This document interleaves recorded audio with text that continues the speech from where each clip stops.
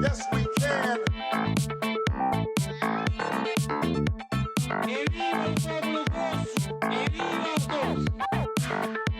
Je vous demande de vous arrêter.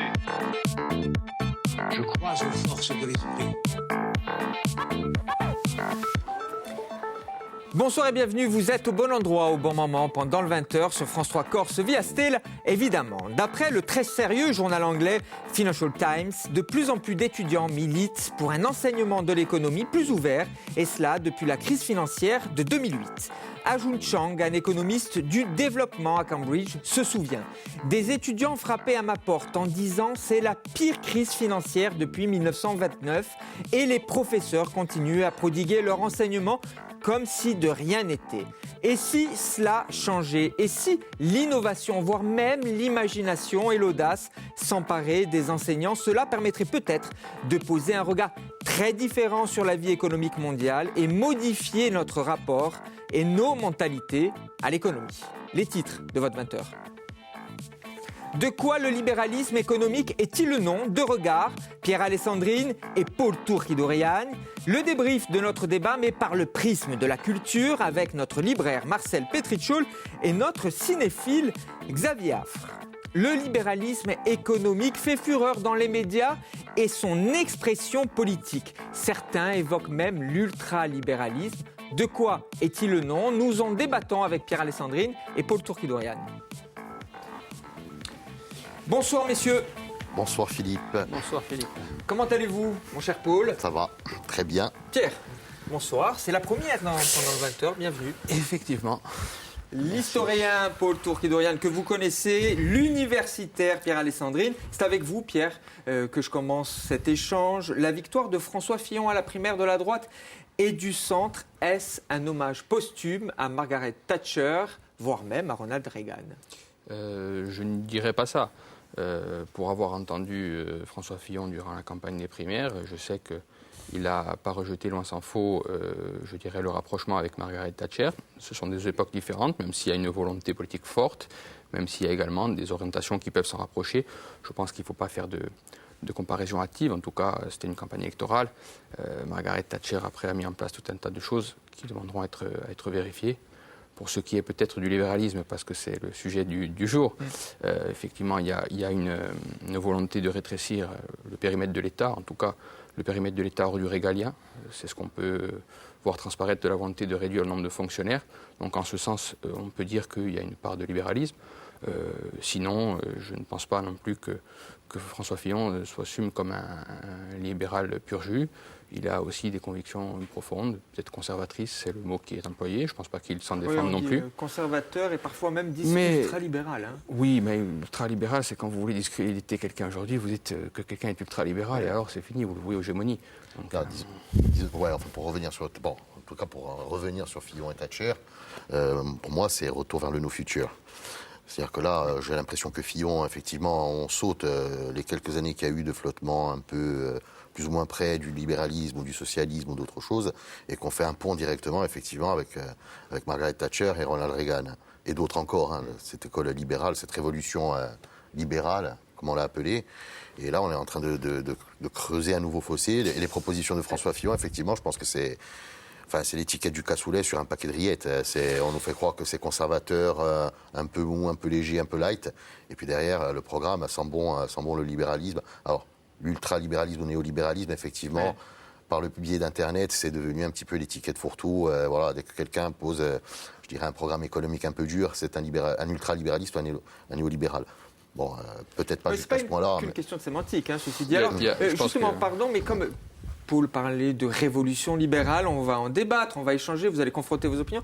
Pierre, est-ce qu'il faut une révolution libérale aujourd'hui? En tout cas, je ne pense pas que le libéralisme demande à faire la révolution, mais que la société, que notre pays ait besoin d'une dose, voire d'une forte dose de libéralisme aujourd'hui, à mon avis, ça tombe sous le sens. Il suffit de regarder la réalité des choses. Aujourd'hui, on a une sphère publique qui est très importante, 57% de PIB de dépenses publiques, c'est colossal, c'est incomparable avec d'autres pays de l'OCDE. Je crois qu'il y a seulement la Finlande qui est à un niveau supérieur. C'est 10, 15 ou 20 points avec des pays, je dirais comme l'Allemagne ou les États-Unis de plus, ou l'Angleterre, elles sont au plein emploi ou presque, elles ont des difficultés. On peut parfois pointer le fait qu'il y ait une pauvreté qui soit importante. Je ne pense pas que dans notre pays, on en fasse l'économie.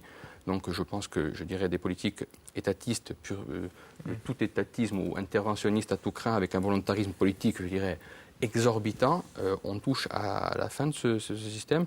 Et surtout, on voit qu'il s'accroche quelque part au passé, il s'accroche au pouvoir, parce qu'on présente justement le libéralisme dont personne ne se réclame officiellement en France. Hein. Donc, le dernier candidat qui s'est... c'est Madeleine, et il a fait 3,9%. Voilà. Tout à fait, mais Madeleine, pour autant, qui d'ailleurs n'était pas d'accord avec le programme de Fillon, en tout cas sur de nombreux points, pour tout vous dire, hein, donc c'est pour être précis. Mais ce qui est certain, c'est que je dirais que le libéralisme aujourd'hui, ça fait office d'épouvantail, notamment parce qu'il a beaucoup d'ennemis en France, et que vous parliez de l'éducation qui devrait être celle de l'économie dans le secondaire peut-être, le met totalement de côté ou le snob, parce qu'à un moment donné, le libéralisme, on en dit beaucoup de choses. On dit que c'est les banques centrales, on dit que c'est le capitalisme de connivence qu'on peut déplorer régulièrement, on dit que c'est les riches contre les pauvres. Or, le libéralisme, c'est rien de tout cela. Le libéralisme, c'est avant tout, le libéralisme économique en tout cas, c'est une branche du libéralisme qui est une philosophie politique. C'est très simple, c'est de mettre à un moment donné l'individu, de le protéger, de faire en sorte qu'on puisse garantir sa sécurité, on puisse garantir sa propriété, et qu'on le soustrait à l'arbitraire. Et il se trouve que l'État, l'arbitraire, il en use et en abuse. On va venir à la Corse. Je citerai un peu Thatcher, qui est l'antéchrist du libéralisme. Il n'y a pas de liberté s'il n'y a pas de liberté économique. Bon, le problème, c'est que l'absence de l'État, c'est-à-dire l'absence de sphère publique... c'est pas l'absence de l'État. C'est le recul très net de l'État. C'est l'État qui concentre toutes ces missions essentielles. Sur la fonction publique, donc des hôpitaux, sur l'éducation, etc. En tout cas, c'est ce que les applications qu'on en a vues dans l'histoire. Que ce soit sous Reagan ou sous Thatcher. Surtout en France. Et on a vu les conséquences. En fait, pourquoi le mot libéralisme fait peur ? Parce qu'on en a vu les applications. On a vu la crise des subprimes qui est un héritage direct de l'époque Reagan. On a vu l'Angleterre, entre guillemets, dans la rue massivement, parce que, effectivement, économiquement, le pays allait mieux, mais socialement, c'était une catastrophe. Le problème du libéralisme, c'est pas tant son utopie économique, c'est la dégradation sociale qu'elle entraîne. Et je dirais le manque de solidarité, l'écart complet, le fossé entre les classes sociales, dont la moyenne et la basse s'effondrent. Alors peut-être une partie de la moyenne réussit à s'échapper vers le haut, mais en tout cas la grande majorité, son niveau social s'effondre, son niveau économique s'effondre.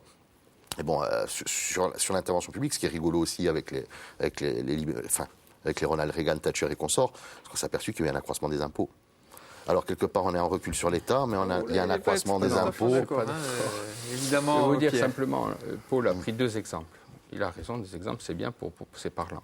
Quand Margaret Thatcher a accédé au pouvoir en Angleterre, le FMI était à Londres. Est-ce que vous vous imaginez un peu aujourd'hui, l'Angleterre telle qu'elle est, c'est la Grèce. Aujourd'hui, on s'est aperçu que depuis Thatcher, personne n'est revenu dessus. Il y a eu Tony Blair, il y a eu tout un tas de gens de Labour qui sont venus. Ils ne sont pas revenus. Pourquoi ? Parce que Margaret Thatcher, elle est arrivée, elle a été réélue 3 fois d'affilée par le peuple anglais. Donc je veux bien qu'il y ait eu des gens dans la rue. Effectivement, il y avait des syndicats qui se battaient pour que des mines restent ouvertes. Il se trouve que ces syndicats, pour pouvoir travailler dans certaines entreprises, il fallait avoir leur carte. On voit un peu le niveau de liberté qu'il pouvait y avoir. On parle des subprimes. Effectivement. Mais moi, je regrette que les syndicats ne soient pas plus forts. Je regrette que les syndicats ne soient pas plus forts en France. Tout le monde le regrette d'ailleurs. C'est même leur faiblesse. D'ailleurs, en Allemagne, ils sont plus puissants. Il y a moins de grèves. Pourquoi ? Parce qu'ils sont plus puissants. Mais Pierre, juste pour finir sur les problème du libéralisme en France. Le fait que les syndicats ne soient pas très puissants en France. Mais absolument, tout à fait.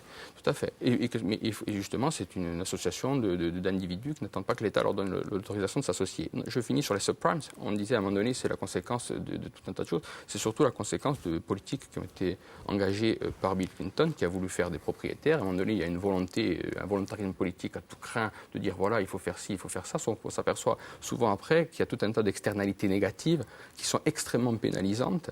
Et vous savez, l'économie, il y a ce qu'on voit, puis il y a ce qu'on ne voit pas. Alors, quand on se bat à un moment donné, par exemple, contre des chauffeurs routiers parce qu'ils ont pris l'emploi des gens qui poussaient des brouettes, c'est un peu souvent les combats qu'on voit au quotidien. On a l'impression qu'on va sauver des gens qui travaillaient parce que le pousseur de brouette, c'est un type sympa, c'est notre cousin, c'est notre ami. Puis on s'aperçoit qu'il y a un salaud qui a un camion qui va lui prendre la place et qui va prendre la place à ses 4 copains aussi. Ben ça, c'est l'économie. À un moment donné, il y a des gens qui ont des choix. Il y a parfois, je dirais, un peu de casse, sauf que c'est le monde qui avance. Mais la casse, le problème, c'est que quand la casse de demain, on ne peut pas refuser le progrès et surtout, il ne faut pas rester figé sur... Mais il y a tout de même. Alors, excusez-moi, je ne veux pas m'immiscer, évidemment. Immiscez-vous. Loin de là, m'immiscer dans vos échanges. Mais néanmoins, on ne peut pas dissocier tout de même le libéralisme, l'ultralibéralisme. Vous avez raison, ce n'est pas qu'une question de sémantique, même si on ne connaît pas l'application de l'ultralibéralisme. Non, ce sont des mots. Je sais pas ce que c'est. Exactement, en France. En tout cas, en France, ça n'existe pas, pour le moment. Mais on ne peut pas dissocier cela quand même des politiques très libérales, comme c'était le cas en Angleterre, comme ça a été le cas dans les années 80 aux États-Unis, avec une certaine casse sociale tout de même. Dans certains pays d'Amérique du Sud aussi. Enfin, je rappelle quand même qu'un des piliers Friedman du libéralisme... Milton Friedman. Exactement, de l'école de Chicago... Bon, on pourrait citer l'école autrichienne aussi, mais pour ce cas-là, c'est l'école de Chicago. Les Chicago Boys. Les Chicago Boys sont ceux qui ont formé la plupart des dirigeants, ou en tout cas des conseillers économiques, des dirigeants des dictatures d'Amérique du Sud, mandatés bien évidemment par l'Amérique libérale. Notamment Pinochet. Pinochet, voilà. Pour le citer. Donc pour l'instant, les applications du libéralisme et les mises en pratique du libéralisme qu'on connaît, ce sont des dictatures d'Amérique du Sud. C'est l'Amérique de Reagan, c'est l'Angleterre de Thatcher, c'est un certain Japon aussi dans les années 80. Libéralisme économique. Il y a beaucoup à dire sur les dictatures d'Amérique du Sud, des Caraïbes. On s'aperçoit que celles qui souffrent le plus aujourd'hui n'ont pas trop subi l'influence du libéralisme. Le Chili aujourd'hui se porte bien et c'est une bonne chose pour lui. Le Venezuela, qui pour le coup a pris le contre-pied strict du libéralisme et l'a poussé à son paroxysme, vit dans une misère noire alors qu'il est un des pays qui possède le plus de réserves pétrolières du monde. Il devrait être dans une opulence pas possible. Et on s'aperçoit que même s'il est bardé de bonnes intentions, parce qu'il faut toujours savoir qu'à un moment donné, la route qui mène à l'enfer est pavée de bonnes intentions. Et il se trouve qu'à un moment donné, cette générosité, ce volontarisme politique qui est effréné, à un moment donné, malheureusement, aboutit à tout un tas de problèmes dont on ne mesure pas toujours les conséquences. Alors, messieurs, je voudrais qu'on revienne un petit peu en Corse et le libéralisme dans le paysage politique insulaire. Il nous reste que quelques instants. On empiétera sur la partie débriefing de nos deux, de Marcel Petricciol et de Xavier Affre. Sur le libéralisme, qui sont les tenants du libéralisme économique en Corse ? Très rapidement. Je dirais que on a plusieurs... C'est pas qu'une question de droite et de gauche, d'ailleurs. Non, mais peut-être. Non, c'est au-delà. Même au niveau français national, c'est une question qui transcende la droite et la gauche, puisqu'un Macron, un Valls ne sont pas spécialement de réels socialistes. On est plus proche des. Et en Corse, alors ? Tout à fait. Non, d'abord, le libéralisme économique de Manuel Valls est limité. Celui de Macron, il est peut-être plus prononcé. Il a un parcours au Parti socialiste peut-être plus. Et en Corse, les amis ? Et en Corse, c'est vrai. Je pense que Camille de Rocasière est plutôt libéral. Mais les applications, je dirais, du libéralisme au quotidien en Corse, parce que je dirais les compétences qui sont celles de l'Assemblée de Corse ou des collectivités locales ne permettent pas de le mesurer. Alors, l'idée nationaliste, est-ce que l'idée nationaliste, d'un point de vue économique, elle est libérale ? Non, elle n'est pas libérale. Moi, j'en parlais sur Internet il n'y a pas très longtemps. Pour moi, le nationalisme, tel qu'envisagé à l'heure actuelle par la majorité aux responsabilités à l'Assemblée de Corse, c'est surtout une forme de troisième voie, je dirais, qui se soucie à la fois du bien collectif, etc., mais qui en même temps cherche aussi à développer une forme de capitalisme sain et vertueux, je dirais, dans le sens où il peut permettre, où il peut aider aux entreprises corses, par exemple, de se développer, de s'émanciper, peu importe. Enfin. Et donc il y a un petit mélange des deux. Il ne s'agit pas d'un collectivisme complètement borné ou d'un libéralisme complètement gratuit. Je pense que c'est une bonne question. Est-ce qu'il y a des libéraux nationalistes ? Moi, je pense que oui. Je crois en connaître. Oui, il y a toutes les tendances. Est-ce qu'il y a des gens qui sont plutôt à l'extrême gauche ? Je crois que oui aussi. Et je crois qu'à un moment donné, s'il y a une volonté de développer, je dirais la Corse, et en tout cas leur politique, mais ça ça les regarde. Je pense qu'il va falloir justement clarifier. Non, mais tout à fait, mais il va falloir clarifier ça parce qu'il va y avoir pour eux des difficultés. C'est même essentiel. Hein. C'est essentiel dans les actes, parce qu'après, se Exactement. définir comme un libéral, tu parlais de Camille de Rocasière, effectivement. Non, je crois savoir qu'il a en tout cas... Voilà, il a peut-être des idées, mais sur le terrain, au niveau actuel. politique corse, je pense que même quelqu'un des Républicains ou de la droite ne peut pas se réclamer du libéralisme, dans le sens où on est une société de promiscuité, de proximité et de porosité. Et il est très difficile de ne pas pratiquer, je dirais, une solidarité presque populaire, même quand on est de droite, ne serait-ce qu'au niveau électoraliste. La difficulté à être libéral en Corse, c'est qu'à un moment donné, c'est une philosophie quand même politique qui s'oppose à l'État. il se trouve que l'État échappe, je dirais, à notre seul contexte local. Donc à un moment donné, se positionner aujourd'hui, vous allez avoir des gens qui sont contre l'État pour d'autres raisons, qui voudraient peut-être reproduire à l'identique l'État qu'on peut connaître en France, en Corse, reproduire même un nationalisme jacobin en Corse, on pourrait tout à fait le voir. Non, mais pour en discuter très honnêtement, il y a des gens qui voudraient le reproduire. Prochain échange. Hein, non, mais c'est des gens qui se projettent un jour dans l'indépendance. Je ne fais pas partie, mais simplement, ils peuvent avoir cette conviction à un moment donné de reproduire, je dirais, un État centralisé, etc. On a produit des documents à l'Assemblée de Corse récemment qui sont pas forcément très libéraux, avec beaucoup de pages. Nous y reviendrons pour un prochain débat tous les deux. Mais 40 secondes, c'est la règle de cette émission. 40 secondes pour résumer votre pensée. De quoi le libéralisme est-il le nom ? Paul, c'est avec vous que je commence. Je crois qu'encore une fois, la seule chose bien qu'a produit le libéralisme à travers le XXe siècle, c'est encore la frange des punks, l'apparition des punks. Au-delà de ça, pour tout le reste, le libéralisme, c'est le nom effectivement du règne des grands groupes financiers internationaux, c'est le règne des banques décomplexées, c'est le règne du Fonds monétaire international, c'est le règne de l'Organisation mondiale du commerce. C'est le règne de tout ce qui n'est pas solidarité, de tout ce qui n'est pas humanité. On parlait dans une émission précédente de l'implication des catholiques en politique et du pape François. Je crois que le pape François l'a aussi clairement dénoncé lors de certains de ses discours. Je veux dire, là, le libéralisme, un capitalisme sain et vertueux, encore une fois, oui. Un libéralisme scatenato, comme on dit en Corse, je crois que ça ne va pas être possible. Pierre, c'est à vous. Alors le libéralisme, outre qu'il est à peu près le contraire de tout ce qu'a dit Paul, c'est la grande méprise. C'est pour ça qu'il faudrait qu'on puisse, je dirais, corriger tout cela et en faire un grand effort de pédagogie. C'est aussi le libre arbitre des chrétiens, mais ça, je sais que ça lui fera plaisir. C'est à un moment donné de replacer, je dirais, la liberté au centre des choses. C'est un peu d'arrêter d'emmerder les gens, de leur faire confiance, d'avoir un message d'optimisme et de leur dire qu'ils sont capables, sans avoir l'assentiment d'un État au-dessus d'eux, bienveillant, etc., de s'entendre, de faire des échanges, peut-être commerciaux, de poursuivre une vie à la recherche du bonheur et de le faire sans être soumis au-dessus d'eux à un arbitraire. C'est un anarchiste. Non, mais l'État peut faire beaucoup de choses, mais l'État ne peut pas tout faire et l'État fait aussi beaucoup de bêtises. Merci beaucoup à vous deux. Vous reviendrez tous les deux débattre donc, sur d'autres sujets. Il y a des Pierre. chances. Oui, je pense que c'est sûr. Je le dis aux téléspectateurs et aux internautes, vous pouvez poursuivre les échanges. Je suis sûr que tous les deux vont vous répondre sur la page Facebook de France 3 Corse via Still ou sur les réseaux sociaux avec le hashtag PL20H. Merci beaucoup à vous deux. Merci Philippe. Merci Philippe. Pierre.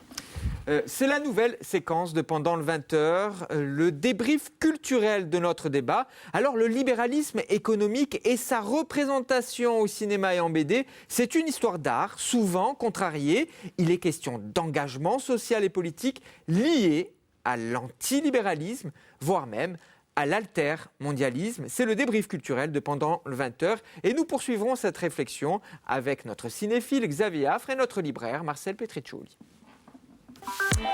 Bonsoir messieurs. Oh, ça va être vite intense et bref. À l'habitude. Oui, bien sûr. Alors juste avant de donner votre regard sur ce débat, vos points de vue sur les deux débatteurs, un petit débrief. Marcel, c'est avec vous. Ouais, Qu'avez-vous une retenu ? chose qu'a dit Paul, le libéralisme fait peur. Voilà, c'est vrai que dans l'esprit des gens, encore une fois, les années Thatcher, les années Reagan, on n'a que ça en tête sur le libéralisme, on ne pense qu'à ça. Le libéralisme fait peur pour Marcel et vous ? Alors moi je retiens qu'il faut faire un effort de pédagogie du coup pour expliquer ce qu'est le libéralisme et qu'il y a une énorme méprise, j'aime bien retenu le mot de la fin. Pierre Alessandrine. Voilà, et que libéralisme au contraire c'est pas forcément ce qui fait peur. On va y revenir. Oui. Ouais. Alors on va débuter avec vous. HSE 3 tomes chez Dargaud de Xavier Dorisson et Thomas Allard. C'est une bande dessinée. Ouais, en 3 tomes donc. Quand la BD critique l'ultralibéralisme et quand deux auteurs partent en guerre contre le néolibéralisme complètement fou, nous sommes dans un avenir très très proche, crise mondiale sans précédent, il y a tout qui va mal, austérité. Vous imaginez le pire du pire, il n'y a qu'une seule chose qui est en hausse, une seule valeur, c'est l'être humain. L'être humain est coté en bourse, on peut miser sur n'importe qui, sur sa réussite professionnelle, personnelle, cet être humain va être coté. Seul petit truc, c'est qu'il y a un petit bracelet, et les actionnaires qui lui ont donné de l'argent, bien sûr, contrôlent en même temps sa vie. C'est un petit peu le mythe de Faust, quoi. On te donne quelque chose, mais en contrepartie. Alors, ce qui est génial, c'est que c'est hyper crédible. Même l'environnement, même le dessin est très fin, on s'y croirait. C'est à peine extrapolé par rapport à notre monde, mais tout est crédible. tout ce que dit Dorisson est parfaitement crédible et ça fait vraiment froid dans le dos. On pourrait arriver à ça. Il prend un exemple quand il dit il y a un footballeur américain qui est coté en bourse. La seule différence, c'est que lui, il a le contrôle sur sa vie. Mais ça commence, voilà, ça existe. Il y a même une étudiante chinoise de Hong Kong qui s'est cotée en bourse pour financer ses études. C'est juste le rapport humain, souvent, est essentiel. Et on l'oublie d'ailleurs quand on traite. Alors, je vais donner un petit conseil quand même, parce qu'on est là. Si vous voulez boursicoter, pariez sur Xavier Dorisson. C'est une valeur montante du 9e art. Franchement, tout ce qu'il écrit se transforme en or. Donc voilà, vous voulez faire un petit peu de bénéfice. Utiliser les ressorts du capitalisme et du libéralisme économique, financier, notamment avec la bourse. Deuxième ouvrage, rapidement, Pulp, libéralisme, de Daniel Tour aux éditions Tulis. Alors voici ce que dit Daniel Tour. Le libéralisme s'adresse à tout le monde, de l'ouvrier à l'artiste, en passant par le professeur, mon cher Xavier. C'est ce que j'ai voulu montrer avec mon livre. Alors c'est 36 courts chapitres, où dans chaque chapitre, il démonte une idée reçue sur le libéralisme. Ça, c'est génial. C'est très rigolo. Par exemple, le premier cliché, il dit le libéralisme se réduit à l'économie de marché. Il explique pourquoi. Un cliché neuf, le libéralisme, c'est la propriété contre les pauvres. Comme ça, pendant 36... Il y a des citations ce que nous à chaque fois. Un peu Pierre Alexandrine dans le débat, où il démontait tous ces argumentaires-là. C'est ça. C'est ce qu'il fait. Alors, c'est un livre qui est complètement neutre. Ça s'adresse à des gens qui sont apolitiques, à des gens de droite, à des gens de gauche. Mais surtout, c'est très marrant parce qu'il détourne des images des fameux pulp américains, ces bandes dessinées des années 50. Il enlève les buts et à la place, il parle du libéralisme. C'est très, très marrant. On apprend plein de choses. Je vous assure, une fois que vous avez lu ce bouquin, vous allez mieux comprendre et mieux décrypter ce que nous disent les pseudo-experts en économie et même nos hommes politiques. Vous allez voir leur discours différemment. Voilà, pendant le 20h, nous vous donnons des clés par le biais de la culture, de la bande dessinée, des magazines pulp pour aller plus loin sur la réflexion concernant le libéralisme et également le cinéma, mon cher Xavier. Alors le libéralisme, ça date d'il y a très très longtemps finalement. Si on remonte même à l'esprit des Lumières, peut-être que nos débatteurs en parlaient. Et là, on est plus dans le libéralisme cinéma, politique. Voilà, bien sûr. Mais non, mais même économique finalement. Oui, c'est vrai. Il y a eu au 18e Ricardo, notamment. Dès que les Lumières se sont penchées aussi on dessus, fait du name dropping également. C'est exactement ça. Et le cinéma, évidemment, il y a plein d'exemples qui illustrent le débat que viennent de faire nos débatteurs. Alors, plein de films comme ça aussi sur les crises financières récentes. Moi, je pense en tête comme ça au Loup de Wall Street de Martin Scorsese, avec un petit côté. J'ai choisi ce film parce qu'avec un petit côté sympathique en ce moment, puisqu'il y a une enquête qui a été ouverte par le FBI, puisque le film aurait été financé, je dis bien aurait, par un fonds malaisien détourné, notamment peut-être par DiCaprio. Donc c'est en plein dans l'actualité, finalement, le film dénonce pas mal de choses, montre l'ascension d'un courtier en bourse, et puis sa chute, évidemment, après elle aura peut-être une renaissance, puis évidemment Ken Loach. On en parle beaucoup en ce moment, je suis obligé de revenir un peu dessus, mais en essayant de trouver un film un peu original de Ken Loach, qui s'appelle It's a Free World. On n'en parle pas beaucoup, le titre est tout un programme, un monde libre, avec un personnage féminin passionnant, parce que c'est une femme qui est exploitée, donc toujours pareil, chez Ken Loach, elle est pauvre, etc. Elle fait un travail, elle est virée de son travail, donc elle recrutait de la main-d'œuvre venant de pays de l'Est. Et finalement, elle se dit, moi, on m'exploite, il n'y a pas de raison que je n'exploite pas les autres. Et en fait, c'est la première fois, je crois, que Ken Loach prenait un personnage assez fascinant, qui d'exploiter devenait exploiteur. Donc du coup, il ne la condamnait pas forcément, mais il essayait de montrer le système et la perversité d'un certain système qui fait que les gens ont envie de faire comme le voisin ou ce que le système les pousse à faire des choses qui dépassent la morale ou leur morale. Et le film était vraiment passionnant pour ce coup-là. On n'attendait pas forcément d'ailleurs à cette époque, il y a quelques années, Ken Loach à ce niveau-là. Parce qu'on connaît, il défend la classe ouvrière. Voilà. Mais l'anti-blairisme aussi, du coup. Mais il défend souvent la classe ouvrière. Et là, on le voyait un petit peu plus ambigu quand même dans son message. Et c'était tout simplement passionnant. Puis, si vous me permettez, parce que vous avez ciblé votre émission sur le libéralisme économique. Mais il faut quand même rappeler, parce que le libéralisme, c'est quelque chose d'assez vaste au départ, et qu'il faut parler de ce libéralisme politique aussi, parce qu'il y a beaucoup de films. De ne pas confondre, parce qu'on confond beaucoup de choses. Peut-être les deux sont liés d'ailleurs, mais il y a beaucoup de films. Alors, je voulais faire plaisir à Marcel. V pour Vendetta, j'ai choisi cet extrait, parce que beaucoup de films, on voit un individu souvent qui affronte, ou un groupe d'individus qui affrontent un État puissant pour la défense des libertés, etc. Donc V pour Vendetta, excellent exemple des frères Wachowski, adapté de l'excellente BD d'Alan Moore, bien sûr. Ou alors j'ai choisi un film un peu moins connu des années 60, Les Prairies de l'honneur, avec James Stewart. Je ne le connaissais pas, ce film-là. Voilà. Je l'ai découvert. Il est réputé comme étant peut-être le meilleur film libéral qu'ait fait Hollywood, avec un homme qui refuse de s'engager pour la guerre civile, qui refuse d'envoyer ses fils se battre, et il est tout seul pour affronter un État, encore une fois, qui lui fait pression et qui essaye d'obtenir des ressources de sa part. Donc voilà, il y a énormément de films libéraux. vous voyez, c'est difficile des fois pour les spectateurs ou téléspectateurs Oui, peut-être de faire la part entre économique, politique, et finalement peut-être c'est la même chose, mais avec des clés un peu différentes. Hein. Est-ce qu'on peut dire que, allez, pour bien essayer de décrypter le libéralisme économique, Ken Loach, la filmographie de Ken Loach, ça nous donne des clés, même si c'est terriblement, c'est très engagé, incroyablement engagé d'un côté. Hein. Ben c'est très engagé. Anti-Thatcher, on l'a dit, anti-Blair. Bon, il y a beaucoup de cinéastes, il doit y avoir très peu de films qui défendent absolument le système libéral. Il y en a sans doute, mais je pense à Michael Moore. C'est la même chose en bande dessinée. Hein. Ben voilà. Il y a plein de bandes dessinées qui dénoncent le libéralisme, mais qui le défendent. Je vais chercher. Et si vous pensez à Michael Moore, voilà, dans les documentaires, il en a sorti un, Capitalism, qui travaille sur le capitalisme. Mais ce que j'aime pas, comme quoi on peut être des fois en accord avec le propos, mais pas avec la méthode, ce que j'aime pas trop avec Michael Moore, évidemment, c'est son côté. Alors on dit Ken Loach, manichéen, tout ce qu'on veut. Michael Moore, j'ai parfois l'impression de voir un précis pour je n'oserais pas dire le mot, mais pour gens un peu avec des difficultés certaines, pour comprendre, parce que c'est quand même des fois très très lourd. Avec des gros sabots, c'est ça que vous voulez dire ça nous dire, pour être un peu poli. Xavier. On va dire que c'est sa marque. Oui, c'est ça, c'est sa marque, son identité artistique. Je dois dire artistique en parlant de Michael Moore, pas sûr. Hein. Oui, quand même, oui. C'est de l'art, mais après, est-ce que ce sont des films? Ça se débat. Il y a aussi les ouvrages de Naomi Klein, on aurait pu en parler évidemment. Merci beaucoup à vous deux d'avoir proposé ce débrief. Le débrief culturel, vous comprenez, on revient sur notre débat, mais par le prisme de la culture, la bande dessinée, le cinéma. 2 arts essentiels. Merci beaucoup à vous deux. Merci à vous de nous avoir suivis. Je vous dis à très vite, même lieu, même heure, pendant le 20h.